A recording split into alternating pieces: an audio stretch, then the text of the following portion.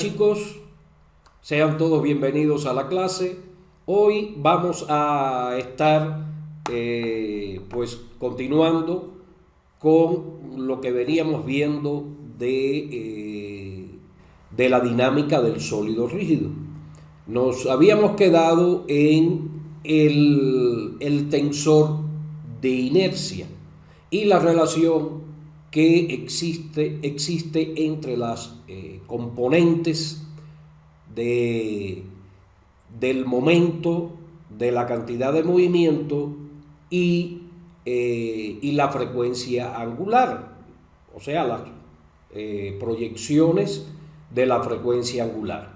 Entonces vamos a continuar a partir de ahí.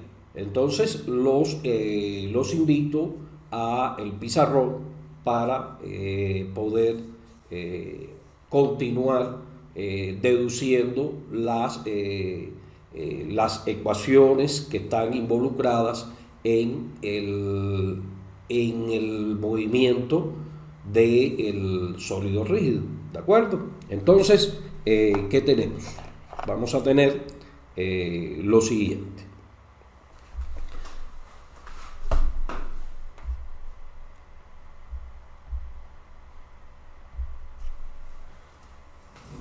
Observemos que, como habíamos visto anteriormente, teníamos definido el tensor de inercia y la relación que existe entre las proyecciones del momento, de la cantidad de movimiento y las proyecciones de la velocidad angular.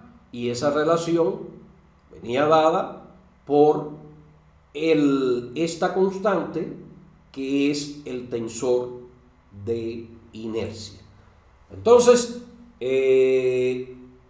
aquí tenemos a qué es igual el tensor de inercia.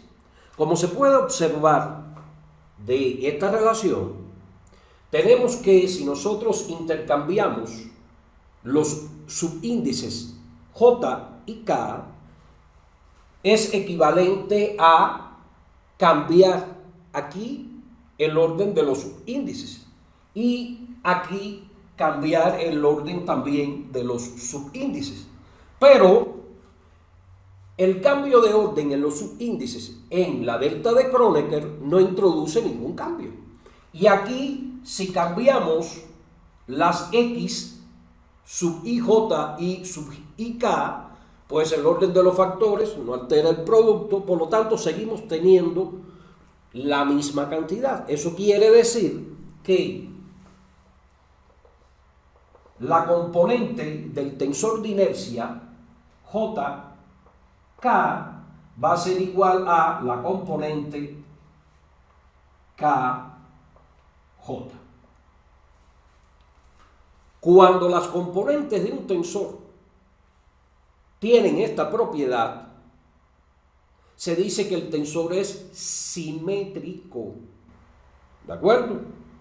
Entonces, aquí estamos en presencia de un tensor simétrico, o sea, el tensor de inercia es un tensor simétrico y de segundo rango. O sea, en este caso tenemos un tensor de segundo rango y además simétrico. Los tensores de segundo rango siempre lo vamos a poder representar en forma de una matriz. No así los tensores de rango mayor. Pero los tensores de segundo rango lo podemos representar en forma de matriz. Este tensor es de segundo rango, por lo tanto lo podemos representar en forma de matriz. Pero además tiene la característica de ser simétrico. Entonces, si vamos a representar ese tensor en forma de matriz, tenemos que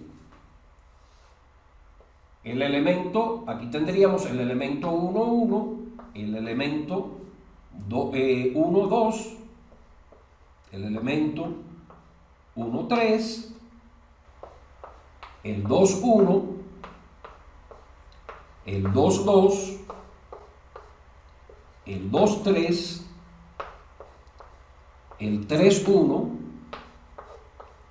el 3,2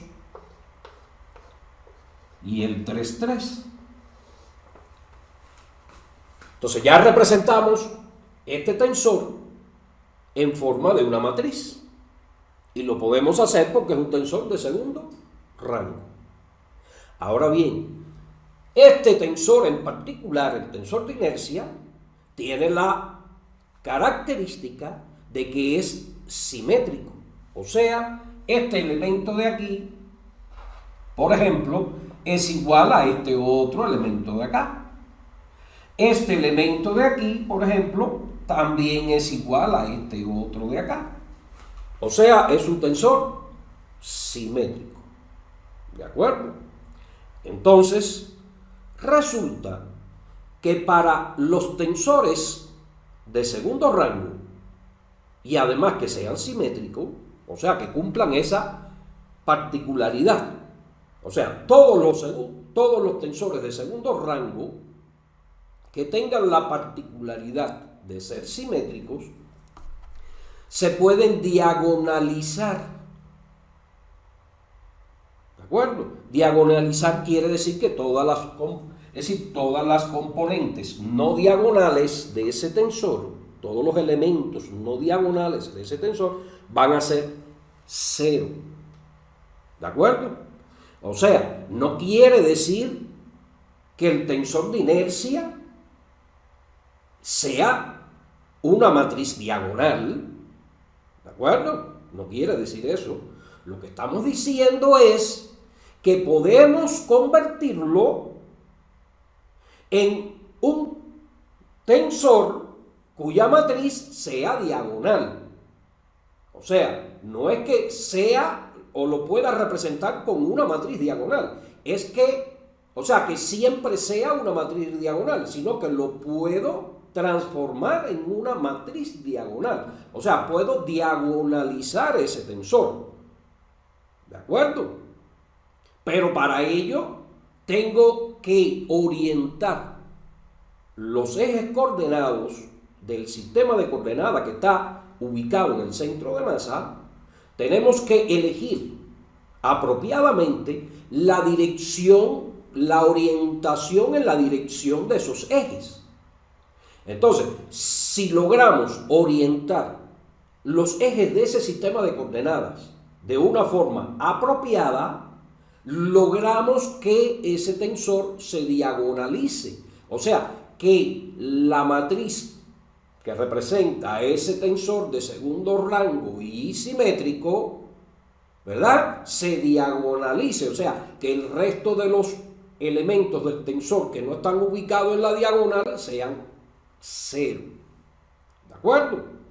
Entonces, me quedaría, supongamos que logramos elegir la orientación de ese sistema de coordenadas de manera tal que el tensor nos quede diagonal. Entonces, en ese caso, ¿qué tenemos?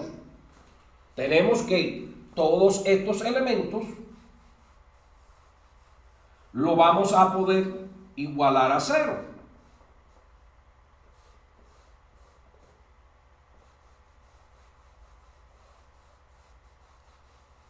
Y me queda simplemente esta matriz. Vean que solo los elementos no diagonales son cero. Pues bien, en el espacio, si tenemos un cuerpo determinado, con determinada simetría o no, o sea, tenemos un cuerpo sólido, un sólido rígido, resulta que van a haber tres ejes perpendiculares entre sí en el espacio, tres ejes que van a pasar, se van a cruzar en el centro de masa de ese cuerpo. O sea, todo sólido rígido va a tener un punto donde está ubicado su centro de masa. Y por ese punto van a pasar tres ejes perpendiculares entre sí, por ese punto. ¿De acuerdo? A esos ejes le vamos a llamar ejes principales. ¿De acuerdo? Y si nosotros orientamos el sistema de coordenadas, los ejes del sistema de coordenadas, cuyo centro, cuyo origen está ubicado en el centro de masa, y lo orientamos de manera tal que los ejes coincidan, los tres ejes coordenados coincidan con los ejes principales, entonces es que va a ocurrir que este tensor, esta matriz que representa ese tensor, se diagonalice. O sea, ubicamos el cuerpo sólido, ya lo tenemos. Buscamos dónde está ubicado su centro de masa, ya lo tenemos. Y van a existir tres ejes perpendiculares entre sí que pasan por ese centro de masa, a los que les vamos a llamar ejes principales. ¿De acuerdo? Entonces, agarramos el sistema de coordenadas cuyo centro, cuyo origen está ubicado en ese centro de masa y lo vamos a orientar de manera tal de que esos ejes coordenados coincidan con los ejes principales. Y cuando hayamos hecho eso, pues esta matriz que representa al tensor de inercia, ¿verdad?, va a quedar diagonalizada. O sea, solamente los elementos que están en la diagonal van a ser diferentes de cero. ¿De acuerdo? Y a los momentos que quedaron en esa diagonal se les van a llamar, o sea, a los elementos de ese tensor que quedaron en esa diagonal se le van a llamar momentos principales de inercia. ¿De acuerdo? Momentos principales de inercia. Así se le van a llamar a esos elementos que quedaron en la diagonal. ¿Se entiende? Entonces, vamos a imaginar que efectivamente ya logramos diagonalizar a ese tensor, ¿verdad? Entonces, a partir de ahora vamos a suponer que orientamos los ejes del sistema de coordenadas cuyo origen están en el centro de masa, lo orientamos de manera tal que esos ejes coordenados coincidan con los ejes principales y que por lo tanto ya lo que vamos a obtener como resultado es un tensor de inercia que está diagonalizado. ¿De acuerdo? Y a los elementos que quedaron en la diagonal le vamos a llamar momentos principales de inercia. ¿Estamos de acuerdo? Entonces, si eso es así, si ya logramos eso, que siempre lo vamos a poder lograr, porque ya les digo, todo tensor de segundo rango que sea simétrico se puede diagonalizar eligiendo una orientación adecuada del sistema de coordenadas. ¿Estamos?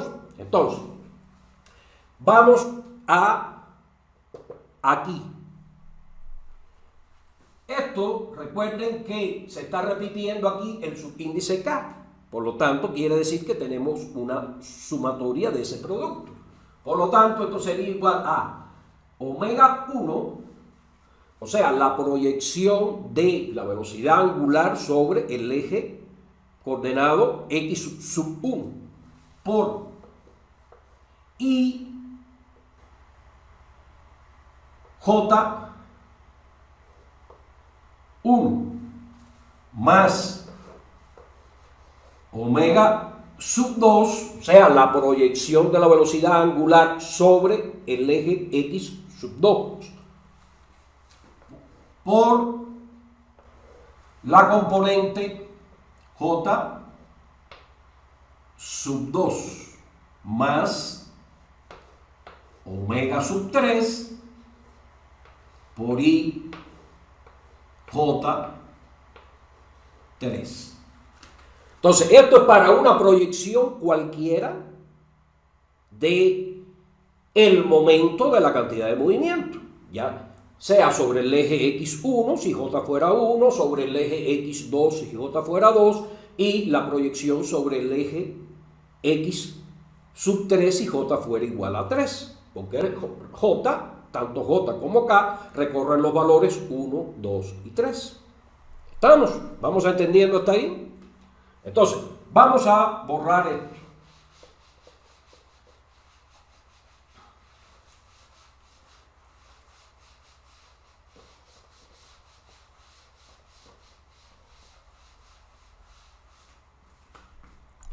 Entonces, aquí tenemos una proyección, ya sea sobre x1 o sobre x2 o sobre x3, del momento de la cantidad de movimiento, que es un vector. ¿Está bien? Entonces,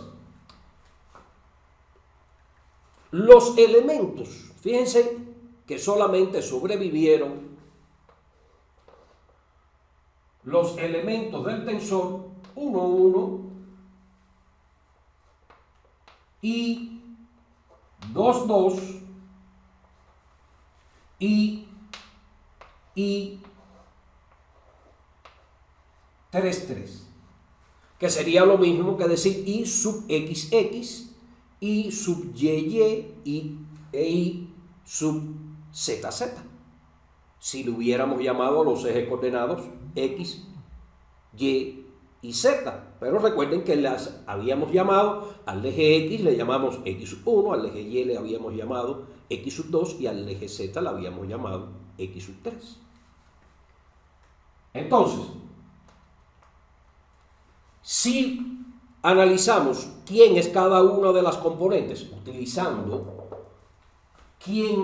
esta fórmula que nos dice cómo hallar cada uno de los elementos del tensor de inercia, ¿verdad?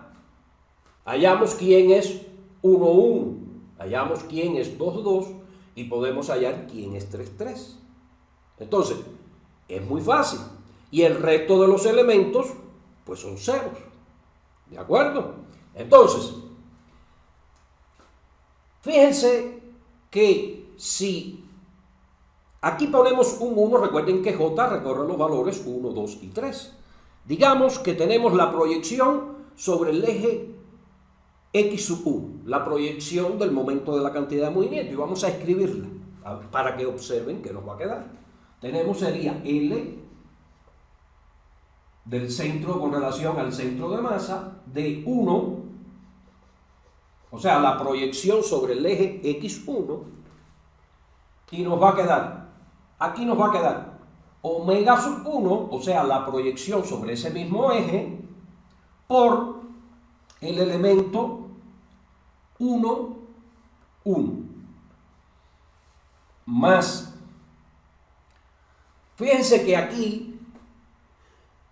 la J vale 1, por lo tanto aquí iría un 1, pero entonces ya tengo el elemento de la matriz del tensor de inercia 1, 2, pero ese elemento es 0, y aquí tendríamos 1, 3, pero ese elemento es 0, por lo tanto nos quedaría simplemente esto que tenemos acá, y eso es para la proyección de el momento de la cantidad de movimiento sobre el eje x1. Y lo mismo sucedería similar a la proyección sobre el eje x2, o lo que sería lo mismo sobre el eje y, y esto sería sobre el eje x. Y entonces, ¿qué tendría? Que esa proyección va a ser igual a omega sub 2, o sea, a la proyección de omega sobre el mismo eje que estoy proyectando a el momento de la cantidad de movimiento, multiplicado por i. En este caso, quien queda es 2, 2. Y lo mismo va a ocurrir para la tercera proyección. O sea, que la tercera proyección, vamos a escribirla aquí arriba, que sería sobre el eje x3, o lo que es lo mismo, sobre el eje z. ¿Qué nos va a quedar entonces? Pues es muy fácil ya de ver, nos va a quedar omega sub 3 por el elemento del tensor de inercia 3, 3. ¿De acuerdo? Y ya tenemos eso ya muy fácil, ¿verdad? Entonces, de esa manera podemos determinar quién es la proyección, cada una de las proyecciones del momento de la cantidad de movimiento.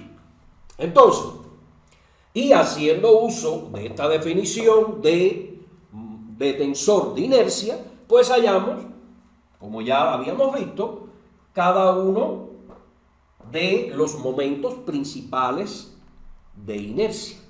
¿De acuerdo? Entonces, por ejemplo, vamos a hallar el elemento 1, 1. Si hallamos el elemento 1, 1, ¿qué nos va a quedar? Aquí sería 1, 1, pero recuerden que la delta de Kronecker, cuando son iguales los dos subíndices, es igual a 1.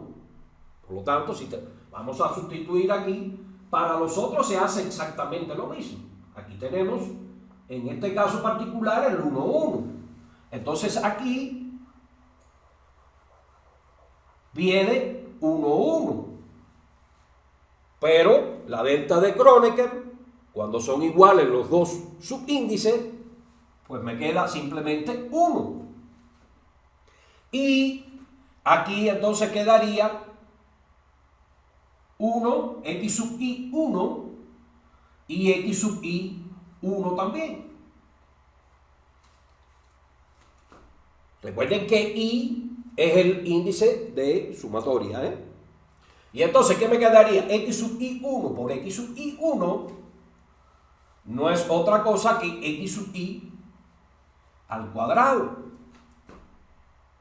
Y esto que tenemos acá es el cuadrado del vector r, ¿verdad? Del radiovector de posición con relación al centro de masa. Y entonces eso es nada más y nada menos, voy a borrar esto ya,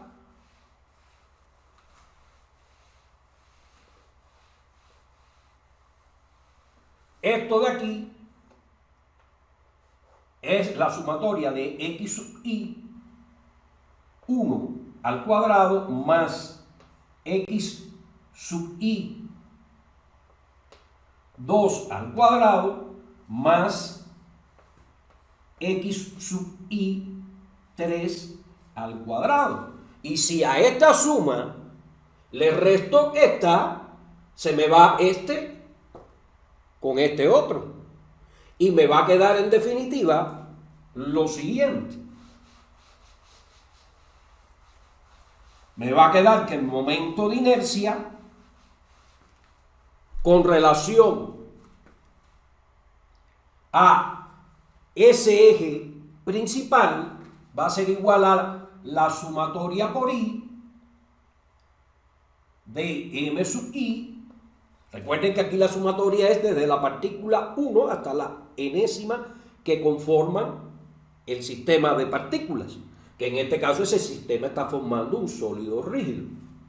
Y entonces nos va a quedar simplemente x sub i 2 al cuadrado más x sub i 3 al cuadrado. ¿De acuerdo? Que eso analizado es decir, con relación a los ejes, si lo llamamos x, y y z, los ejes, esto sería y cuadrado. Y aquí tendríamos a z cuadrado. ¿De acuerdo? Entonces, ahora, esta sumatoria que tenemos aquí es nada más y nada menos que el elemento I1, 1. Para el caso del sólido rígido, ¿verdad? Si no tenemos en cuenta la estructura interna de ese sólido, o sea, de que está formado por partículas discretas, y suponemos que el sólido, ese sólido rígido es un continuo, entonces esta sumatoria, ¿verdad?, se va a sustituir por una integral, porque vamos a estar integrando, vamos a estar haciendo la sumatoria, vamos a estar hallando el límite de esa sumatoria cuando el número de partículas tienda a infinito, porque si considero todo como un continuo, es equivalente a decir que hay infinitas cantidades de partículas. Entonces, si hallo el límite de esta sumatoria cuando el número de partículas tiende a infinito, eso coincide, ¿verdad?, con la definición de la integral. ¿De acuerdo? O sea que para el caso del sólido rígido, considerado como un continuo, vamos a tener que podemos hallar a este elemento o a cualquiera de los otros a través de integrales. ¿Estamos de acuerdo?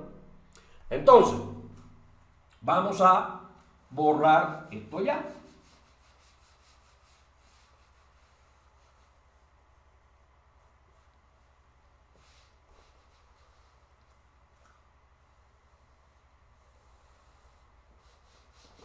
Ahora, vamos a suponer el caso de un sólido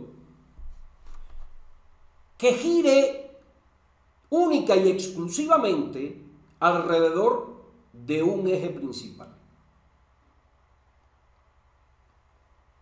Porque si tenemos, por ejemplo, un dispositivo como un giroscopio o un trompo, o el movimiento de la Tierra, por ejemplo, alrededor del Sol, noten que la Tierra tiene dos movimientos, uno de traslación alrededor del Sol y otro de rotación alrededor de su eje. Bien, entonces, en ese tipo de movimiento, la Tierra tiene dos formas, ¿no? Una de traslación alrededor del Sol y al mismo tiempo gira alrededor de su eje. Lo mismo pasa con los trompos, por ejemplo, con esos trompos con los que juegan los niños. Y también pasa con un dispositivo o aparato como un giróscopo. Los giróscopos pues nos sirven para orientarnos y eso obviamente tiene que ver con la ley de conservación del momento de la cantidad de movimiento. Al momento de la cantidad de movimiento también se le llama momento angular. ¿De acuerdo? Entonces, pero supongamos que tenemos un sólido que gira alrededor de un eje dado, como por ejemplo una llanta de un automóvil. Simplemente tiene el movimiento de rotación. Y si el automóvil se está desplazando, pues esa llanta simplemente se traslada el centro de masa y además de eso, pues rota. Pero en ese caso solamente está rotando alrededor de ese eje.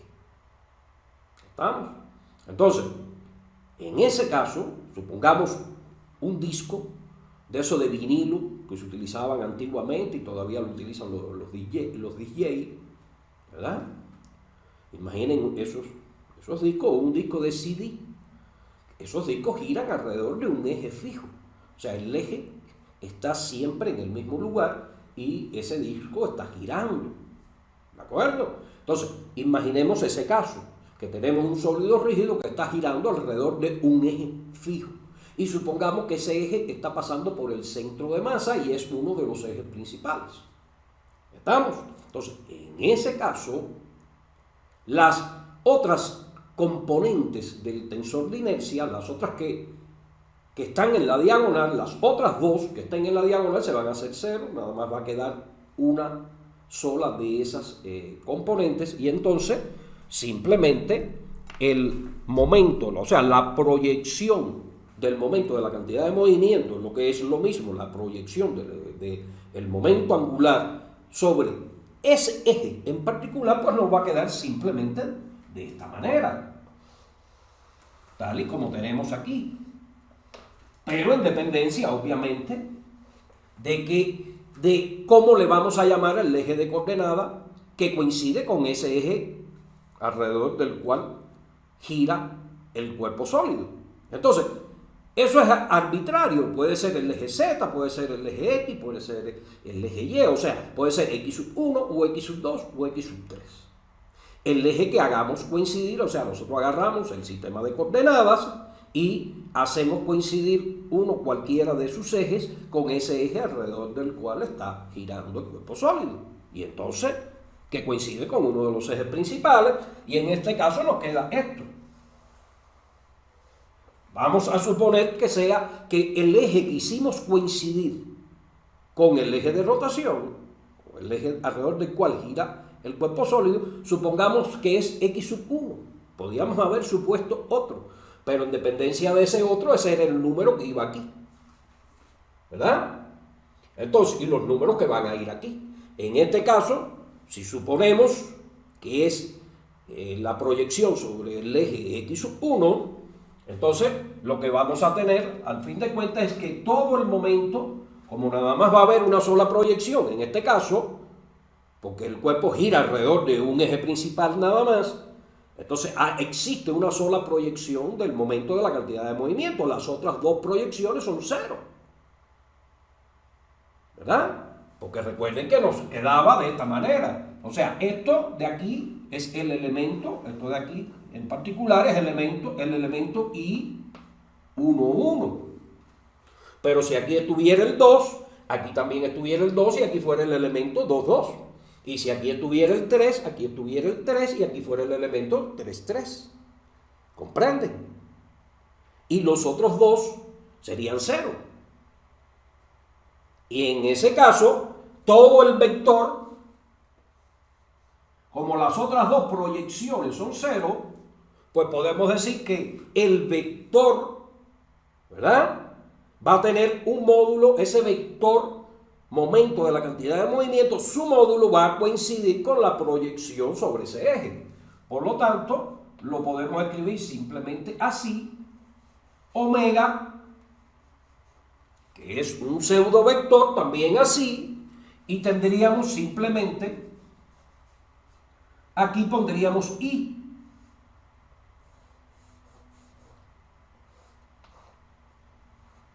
Donde esa I es el momento principal de inercia de rotación del cuerpo alrededor de el eje en cuestión, ¿verdad? Entonces, y que pasa por el centro de masa. Entonces ya tenemos lo siguiente. Vamos a borrar todo esto, que ya lo hemos visto.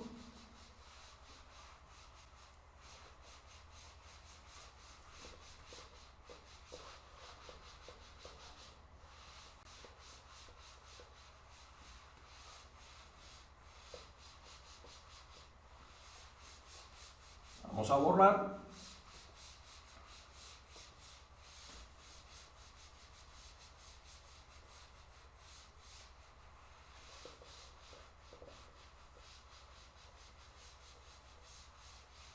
Entonces tenemos lo siguiente. O sea, habíamos llegado a que el vector momento de la cantidad de movimiento nos quedaba la relación entre omega e I.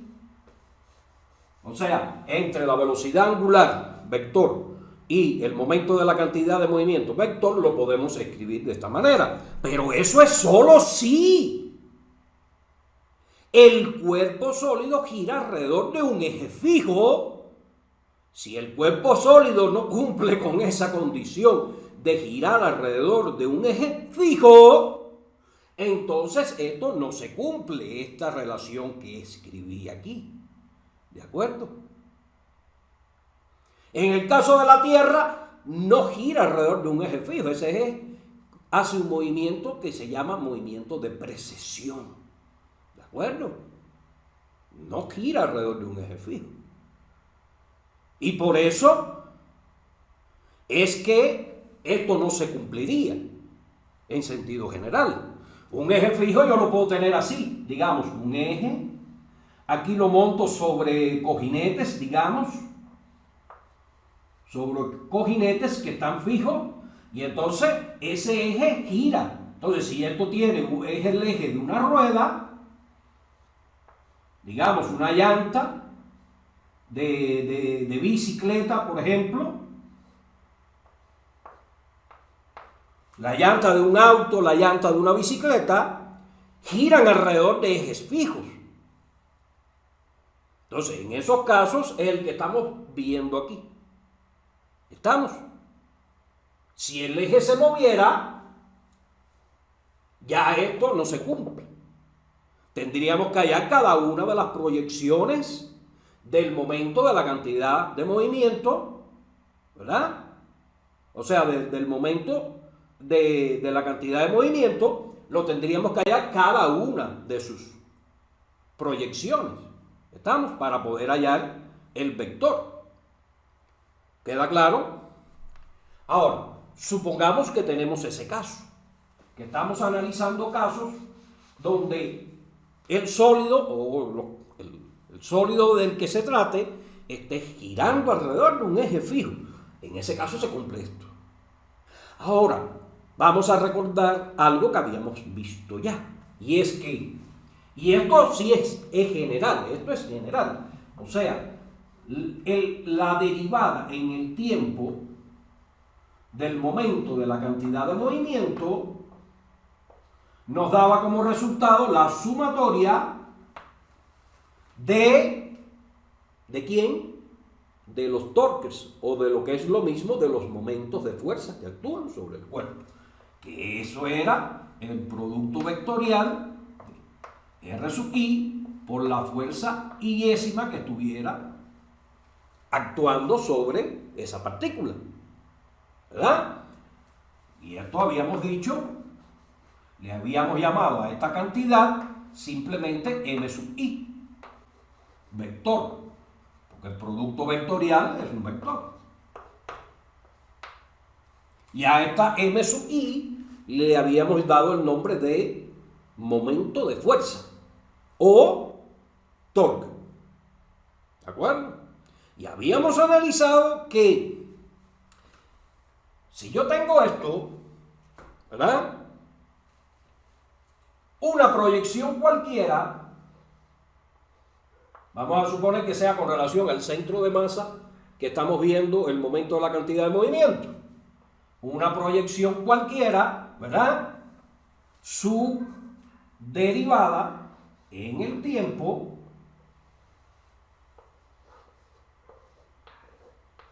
va a ser igual ¿a quién? A la proyección, a las proyecciones, esto era J, vamos a poner J aquí, J. La derivada de esa proyección es la derivada, ¿verdad? O sea, es esta sumatoria, pero la proyección de esa sumatoria sobre el eje correspondiente. O sea, sería la suma de las proyecciones de los momentos de fuerza sobre el eje en cuestión, sobre el eje J. Entonces, ¿qué tenemos? Que si esta sumatoria fuera cero, en caso de que fuera cero, esta sumatoria, o sea, la proyección del momento de fuerza total que actúa sobre el cuerpo, sobre el eje alrededor del cual rota el cuerpo sólido, fuera cero, si esa sumatoria nos da como resultado cero, va a resultar que esa proyección en particular va a ser constante. O sea, se va a conservar. ¿De acuerdo? Entonces, porque ya nosotros habíamos visto que si la suma total de los momentos de fuerza es cero, iba a conservar la cantidad de movimiento. Pero eso ocurre también según las proyecciones. O sea, puede ser que la resultante, o sea, la proyección resultante sobre un eje sea cero y sobre los otros ejes no sea cero. Y entonces la cantidad de movimiento, el momento de la cantidad de movimiento como un todo no se conserva, pero su proyección sobre ese eje sí se va a conservar. ¿Comprenden? Entonces, teniendo en cuenta esto, ¿verdad? Y lo que acabamos de ver, porque recuerden que nosotros teníamos que una proyección cualquiera, J, era igual a omega J, y aquí teníamos I, es decir, J, como lo teníamos JJ, y teníamos, ahora no lo recuerdo, teníamos la proyección. O sea, habíamos escrito la proyección sub J, esto era omega K, perdón, omega K, y aquí tendríamos JK, así. Esto era lo que teníamos, ¿verdad? Entonces, en el caso particular de que el cuerpo sólido girara alrededor de un eje fijo, ¿verdad? Llegábamos aquí. ¿Estamos? Entonces vamos a suponer que tenemos ese caso y poner un ejemplo. Vamos a poner un ejemplo de esa ley de conservación del momento de la cantidad de movimiento. Imaginen el caso de una bailarina. Ustedes han visto que cuando hacen los giros, los bailarines en general tienen los brazos abiertos y de buenas a primeras pues los recogen y aumenta la velocidad con que giran.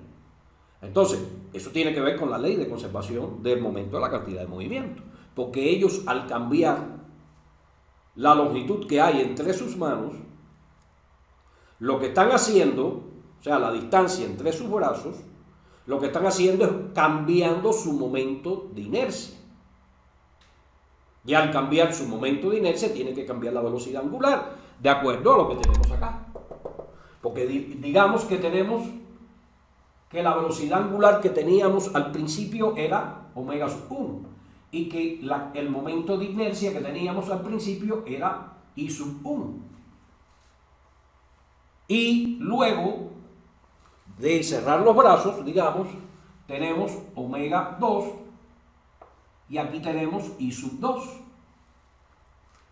Entonces, si cambia el momento de inercia, pues va a cambiar la velocidad. Así sí, cuando recogemos los brazos, el momento de inercia lo estamos haciendo más pequeño. Y por ende, para compensar, la velocidad angular aumenta. ¿De acuerdo? Y entonces vamos a ver eso en un experimento. ¿De acuerdo? Pasemos allá, veámoslo.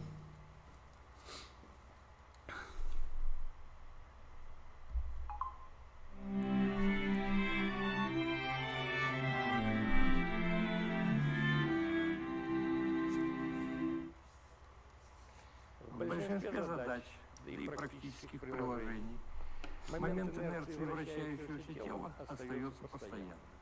Однако надо учитывать, что это не всегда так.